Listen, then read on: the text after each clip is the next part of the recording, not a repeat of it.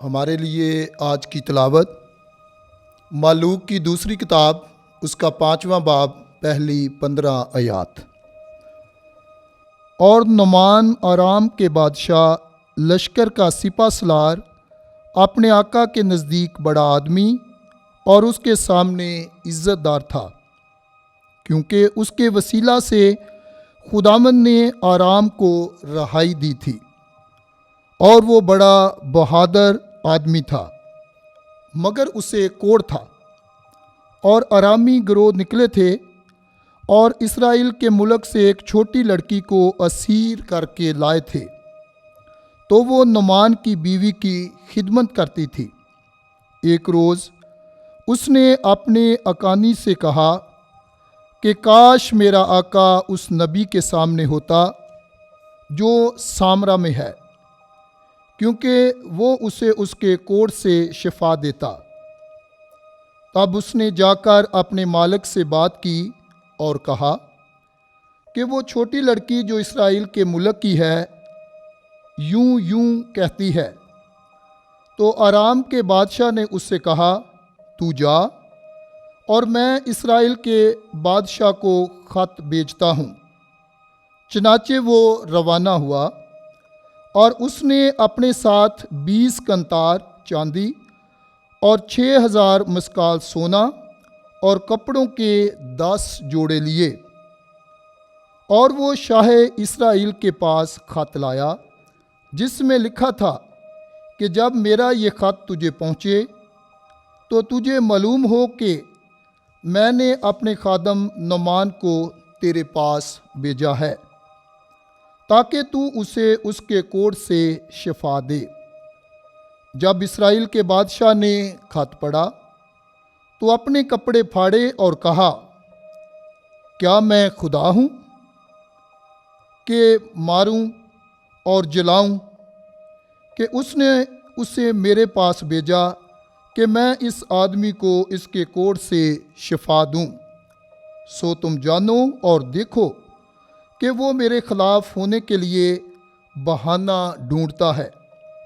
جب مرد خدا الیسا نے سنا کہ شاہ اسرائیل نے اپنے کپڑے پھاڑے تو اس نے بادشاہ کو کہلا بھیجا،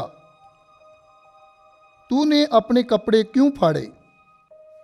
اسے میرے پاس آنے دے تاکہ وہ جانے کہ اسرائیل میں در حقیقت ایک نبی ہے۔ سو نعمان اپنے گھوڑوں اور گاڑیوں سمیت آیا اور الیسا کے گھر کے دروازے پر کھڑا ہوا، اور الیسا کے اس کے پاس قاصد بھیج کر کہا کہ جا اور اردن میں 7 دفعہ غسل کر، تو تیرا گوشت بحال ہو جائے گا اور پاک ہوگا۔ اور نعمان ناراض ہو کر چلا گیا اور کہا، میں خیال کرتا ہوں کہ وہ نکل کر باہر آئے گا اور کھڑا ہوگا، اور خداوند اپنے خدا کا نام لے گا اور اپنا ہاتھ اس جگہ پر پھیرے گا اور کوڑ کو اچھا کرے گا۔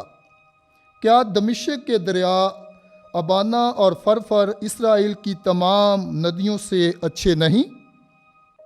کیا میں ان میں غسل نہ کروں اور پاک صاف نہ ہو جاؤں؟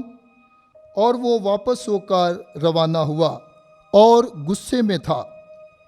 تب اس کے خادم اس کے سامنے آئے اور اسے خطاب کر کے کہا، اے باپ، اگر نبی تجھے کسی بڑے کام کا حکم دیتا تو کیا تو اسے نہ کرتا؟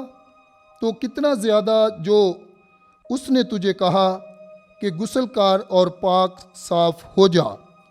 تب وہ چلا گیا اور اردن میں 7 دفعہ غوطہ مارا، جس طرح کہ مرد خدا نے کہا تھا، تو اس کا گوشت چھوٹے لڑکے کے گوشت کی طرح بحال ہو گیا اور وہ پاک صاف ہو گیا۔